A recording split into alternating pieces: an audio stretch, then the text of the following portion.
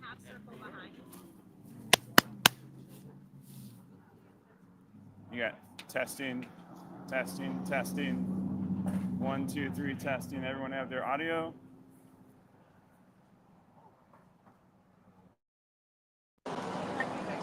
Good.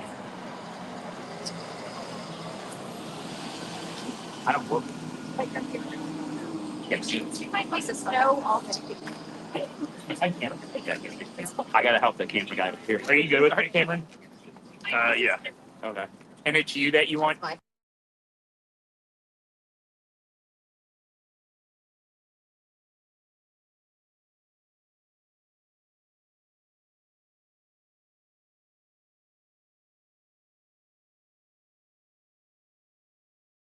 Everyone nice and warm? Good, good, good. I appreciate it.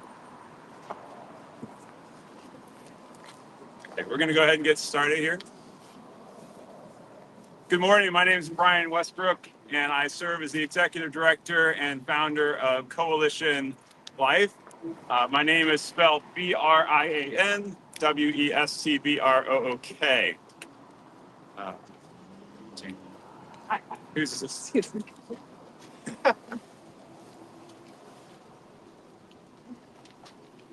We gotta love it. Next time we'll have a whole tree for you guys. It'll be fun.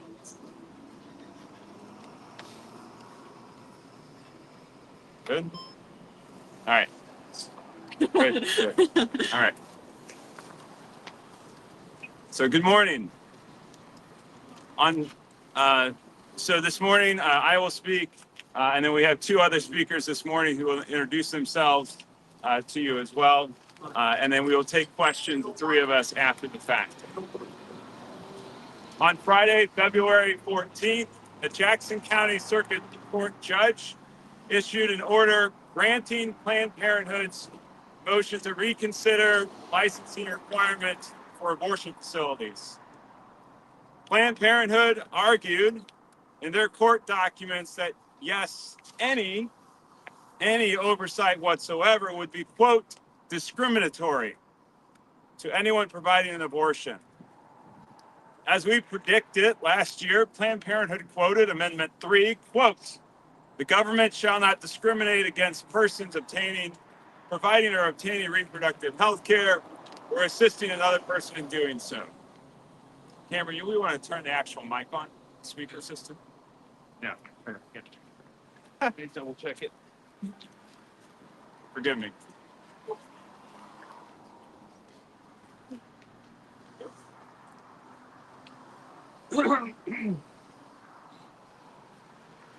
Test. So I don't have to yell the whole time. Yeah. Testing, test. There we go. Testing, test. There you go. You guys can hear a little bit better. Sweet.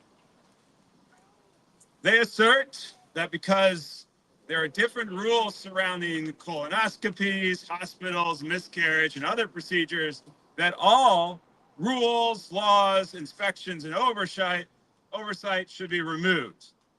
And this simply is absurd.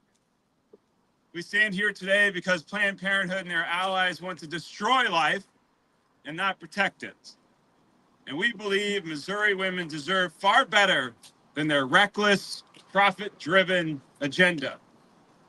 This is not a matter of health care access. This is a matter of holding an unregulated, dangerous industry accountable for the harm it causes. The pro-abortion movement has been successful in lying to the Missouri public that this was about miscarriage care. Yet Emily Wales, president of Planned Parenthood of Great Plains, admits in the recent court documents that, quote, we no longer routinely provide miscarriage management in Missouri because since we stopped providing abortions, we no longer regularly maintain ultrasound equipment. The CEO here at this Planned Parenthood behind us also similarly admitted that they only, quote, during the times of Great Rivers providing abortion, they would bother helping a woman with a miscarriage. In fact, over $30 million was spent to lie to the people of Missouri, yet we know the truth. Planned Parenthood has successfully stripped away common sense safety laws that exist to protect women. Their goal is clear: abolish all restrictions on abortion, including late-term procedures, even when the child is fully developed and capable of feeling pain. Remove safeguards against sexist and racist abortions, making it legal to end the life of a child simply because of their race or gender. Eliminating medical oversights, allowing dangerous abortion drugs to be mailed to women with no medical supervision, leaving them to face complications in isolation. They want to have full immunity for abortion providers, meaning if a woman dies due to their negligence, no one is held accountable. This is the real agenda of Planned Parenthood: to put the destruction of human life over the safety and well-being of women. They're not fighting for women. They are fighting to remove every possible check on their harmful, deadly business. We must remember why these regulations exist. Since Coalition Life began our sidewalk counseling in front of this very facility, there have been 80 ambulance calls. Among the lists were very serious reasons, including but not limited to 33 calls for dangerous and life-threatening hemorrhaging, 14 calls for fainting and falls likely after a surgical abortion, 4 calls for serious psychiatric and suicidal reasons, 5 calls for continuous and multiple seizures, one of which the person had completely stopped breathing, 2 calls for serious abdominal pain, and 6 calls related to serious pregnancy bleeding. And of these, 3 of these calls were undergoing late-term abortions. 1 was in the 2nd trimester and 2 in the 3rd trimester of their pregnancy, according to these court records. That's right, even in the before Amendment 3, Planned Parenthood was performing late-term abortions at this facility in the 2nd and 3rd trimester. This is not healthcare. This is not safe, and we have a hard evidence to prove it. But Planned Parenthood's disregards for safety is going even further. Their Columbia, Missouri facility was shut down after investigators discovered black mold on their medical equipment used in procedures. If Missouri's safety laws were not in place, these dangerous conditions likely would have continued. In fact, Planned Parenthood's own staff identified the, quote, blackish gray substance as mold. And they admitted that they, quote, continued to use the machines on patients for months after they identified these issues.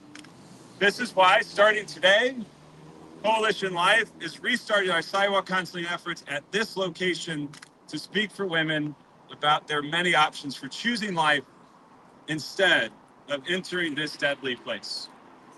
Over the years, we've successfully helped over 4,300 women leave these terrible places to choose a healthy path for themselves and their baby.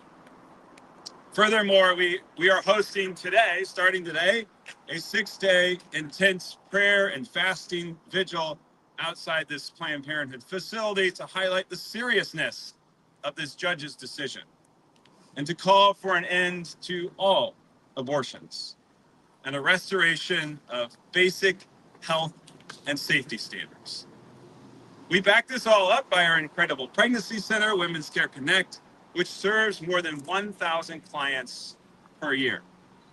Through Women's Care Connect, we provide free and confidential services, including pregnancy testing, ultrasounds, options coaching, and we offer a safe space where women can have these difficult and honest conversations. We understand the importance of having informed choices, and we're here to be compassionate and have our compassionate team support these women and support their exploration of all of their options, not just abortion. We also provide critical services such as STD testing and assistance with abortion pill reversal for women who regret taking the abortion pill. We are committed to offering the guidance and support needed to help reverse its effects. We call upon all Missourians to take a stand. Join us on the sidewalk, support your local pregnancy center, and we are ready to reverse Amendment 3 and turn our state back to a place where all human life is valued. Thank you.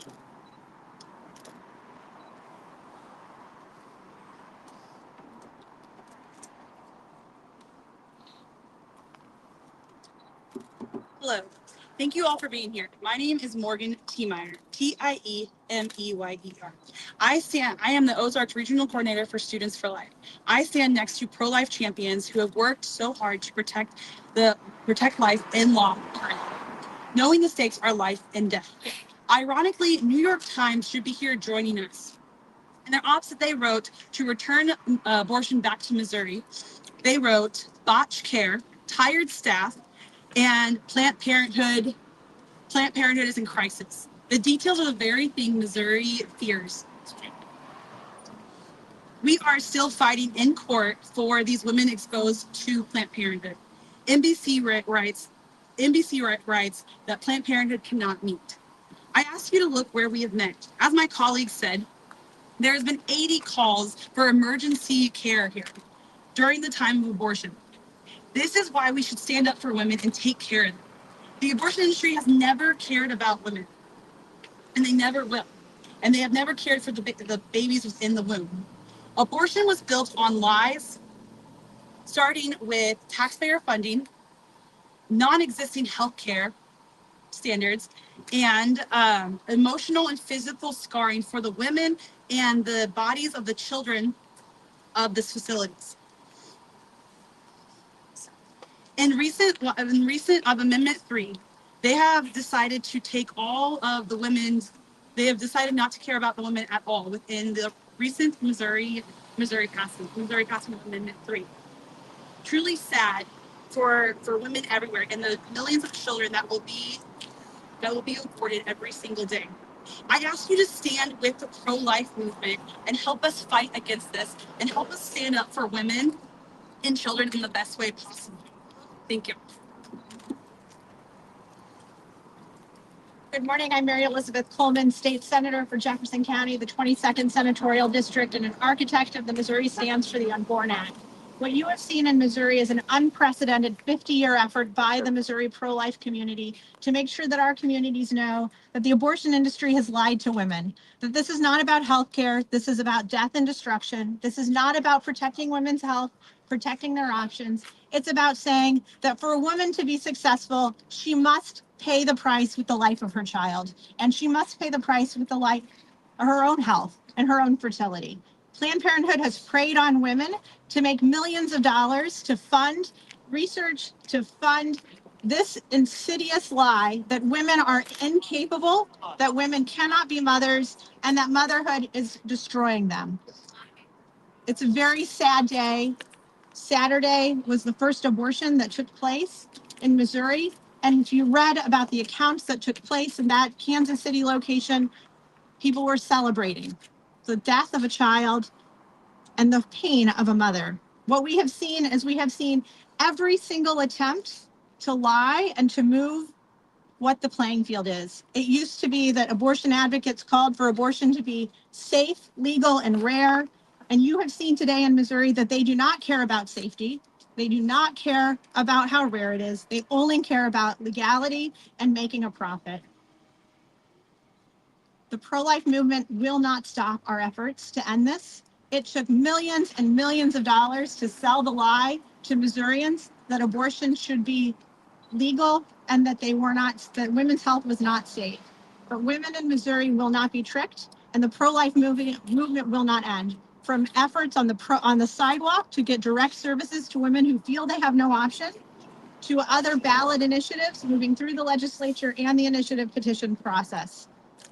I'm here to tell you that Missouri's supermajority of Republicans will not stand for this, that there will be another option to vote so that people understand that this is not going to continue in the state of Missouri.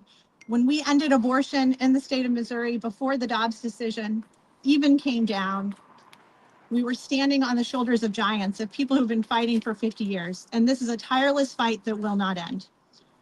Brian and Morgan and I will now stand for questions.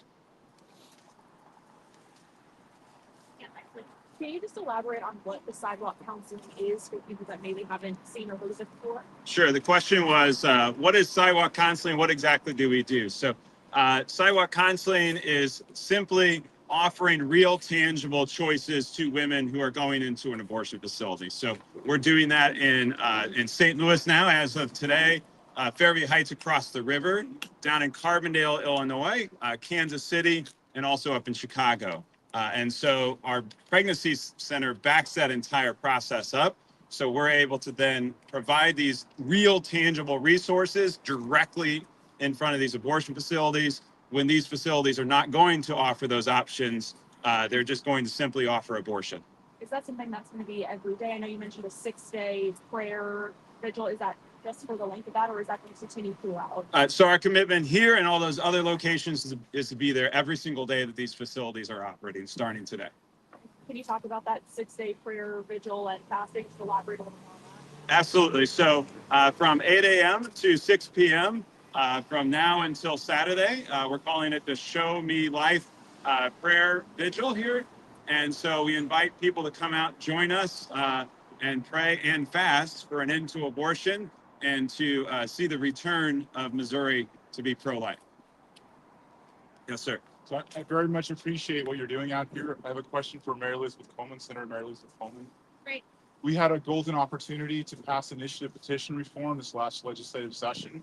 And my understanding is we had the votes for that. So you sponsored a bill that would have performed that petition process, which would not have allowed Amendment 3 to pass. So we wouldn't even have to be here now. I want to know why you undermined your own initiative petition reform bill. Sure. So I think you're operating under a number of misconceptions that I'm happy to share with you. The first and foremost is that we did not have the votes to move the previous question. The question was, what happened to the initiative petition reform bill? There's two ways to put something on the ballot in the state of Missouri. One is through a ballot initiative that the legislature puts in front of the voters for the voters to vote on. And one is through the initiative process, petition process, where people gather signatures and then move forward. As you all are aware, I was a plaintiff in Coleman v. Ashcroft, suing to make sure that the laws and the regulations that were applied to the initiative petition process were followed. The Supreme Court said those rules were not followed, but they were not going to enforce them because Amendment 3 had already started the signature gathering questions. So a couple of things. So the first thing is, one, we do not have an opportunity based on once something had already started to be able to stop that process. The Supreme Court made that unfortunately very clear in Coleman v. Ashcroft, which I think is a misjustice to the voters who have sent people there to make sure that the laws are followed so voters know what they're actually voting on. But the Supreme Court chose not to follow the law. Second, he's asking about why I made a motion to move my bill to send it back to the House so that people can have a vote on whether we change the initiative petition process, specifically the number of votes for something to pass. I did not have a number of votes. We had to have 18 votes, 10 signatures to send the petition forward, 18 senators to vote in favor of that motion. There were not 18 senators who would vote for that. There were 10 signatories to make the motion, and I could not kill the bill because it was too important to do so.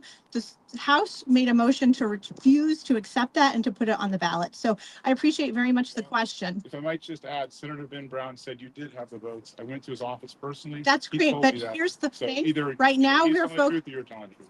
Well, I would ask anyone to please name the 18 senators who could have the vote. They cannot do it because I they think were it's not because there. You took that away from Ben and tore it up. No, that's absolutely not true. And we're focused right now on making sure that Missourians understand that if they are coming to an abortion facility at Planned Parenthood, it is not safe. There have been ambulance calls. There is a lack of licensing, a lack of inspection. And what we are focused on today in Missouri is on focusing on making sure that Missouri is a pro-life state. And I will never stop fighting for that. And neither will the other advocates here in front of us. Senator, Thank can you. talk about the next steps in Jefferson City that you talked about? What does Yeah. this look like? So there's a couple of different things that are moving forward. There are, I think, 8 senators. I need to double check that number, but the last I looked, there are 8 senators who have filed something called SJRs to put a ballot initiative in front of the voters to give them a chance. I don't think any voter who voted for Amendment 3 feels like they got what they had voted for. Whether you're pro-choice and abortion started on Saturday and you were told they would start the day 30 days after the vote, or whether you were told women were dying in a parking lot, Missourians were sold a bill of lies and they want a chance to be able to vote on that and correct it. So there's that, those bills are moving through the process. They're in the Senate Health Committee, and then the House has also had a number of sponsors who have filed bills to put, again, a ballot initiative so that Missourians have another chance to vote. We are going to spend every second and every dollar and every resource to make sure that Missourians understand what is happening and that there are no health and safety regulations, that parents do not have a right to be able to know what's going on. They don't have an ability to consent. You have to have a parent's consent to get a tattoo or your ears pierced or even a tan in the state of Missouri, but no longer to enter one of these facilities or to have a gender transitions. So we are really going to make sure that Missourians have another chance to vote on that. There's also a group of lawyers who are working on an independent initiative petition to make sure that there's another chance in case the legislature doesn't get that through. I'm committed to making sure that they will, but also through the initiative petition process. Do you remember there's two different ways to get people to be able to vote on something? Is that the Thomas More Society or whose other group? No, it is not. It is pro-life, a network of pro-life lawyers across the state.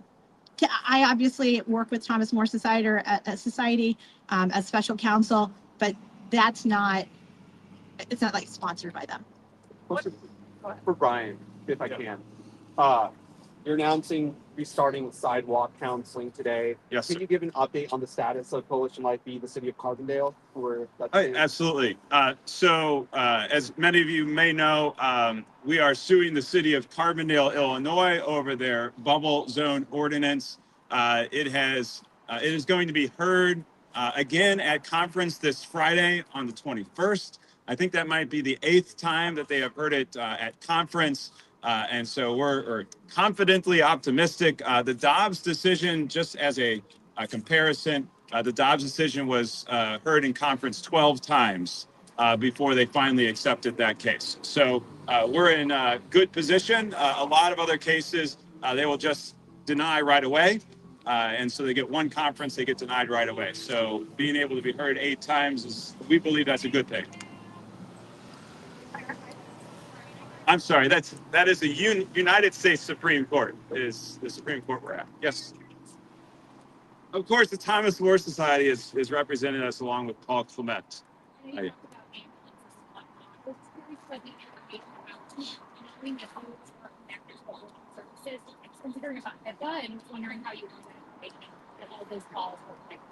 Yes, that was a lawsuit. I believe it was Operation Rescue, I believe, was the one who filed that. We can get you that actual document, but that was actually from the fire department. That was a document specifically through those court settlement, and so it did not have any identifying information. It just had codes as to why each one of those calls were made, and so through those codes we get an idea of what happened, but beyond that, we're not really sure. Yeah. The other thing too is that Missouri has broad licensing reporting requirements that Missourians are no longer going to be able to have transparency. So you used to be able to look up your abortion facility at rateyourabortionfacility.com. You could see what complications have taken place there. You could see how many deaths had taken place there of the mothers who had come for an abortion, the loss of fertility, their follow-up care or lack thereof, the complaints about black mold, etc. It looks to me from the decision, at least temporarily, although my understanding is that the Attorney General is going to be appealing this decision, but that what stands right now, all of those protections are taken place, so we don't have transparency. Now, that's all been de-identified information so that we don't know which specific patient was receiving those complications, but just like other healthcare facilities across the state, if there is a complication, those are required to be reported to the department. Senator, you talked about, bringing this back to the voters. Is there a concern that bringing it back to the voters would again vote to allow abortion in the state of Missouri? No, not at all. I think it's really important that people understand. The question was asked, are we concerned that by taking it back to voters, that voters may reinstate their decision to say this is what they want? What we're seeing happen is what opponents of Amendment 3 said would happen, which is that all health and safety regulations would go away, that this wasn't about women's health, that this was about abortion on demand for profit. And the pro-Amendment 3 movement said, no, women are dying in parking lots, not able to receive miscarriage. This is about your wives and your daughters getting miscarriage care. And we know that that's a lie, and we are seeing this play out in real time as those protections are falling. So I don't think that Missourians are going to be tricked twice. Senator Coleman, there's several House and Senate bills that have been put forward that give personhood to those in the womb. Do you support or reject those? Sure. So the question was about personhood for the unborn. Right now, I think we're all focused on making sure that abortion is no longer legal in the state of Missouri. And we have got to use any and every method that we have possible to be able to protect the unborn. Thank you, Oscar, for your question. Anybody else? Any other questions? So do you think if they go back and they did pass Amendment 3 a second time, you guys are still going to continue to fight it, aren't you? This is a 50-year fight. There is no end to this. I want to make it abundantly clear that there is no amount of money that can be spent in the state of Missouri that will dissuade Coalition for Life, Students for Life, the pro-life community in the state of Missouri to stop our advocacy for the unborn. If it doesn't offend your conscience that women are not able to have better than abortion offered to them, if it doesn't offend your conscience that a child has to die, this is not a fight that ends ever. In my opinion, I would guess you know that. To just add on one last thing for that. So Coalition Life is here to serve women in those moments that they are feeling hurt and abandoned. And so there, for thousands of years, unfortunately, there's been a lot of hurt in our world. And so we're here to stand with those women through our pregnancy center, the 75 other pregnancy centers here in the state of Missouri, and we're going to continue to stand with those women. So as the senator said, this will continue for our entire lifetimes and for generations to come. So thank you, everybody. We appreciate your time. You go ahead. Thanks, Frank.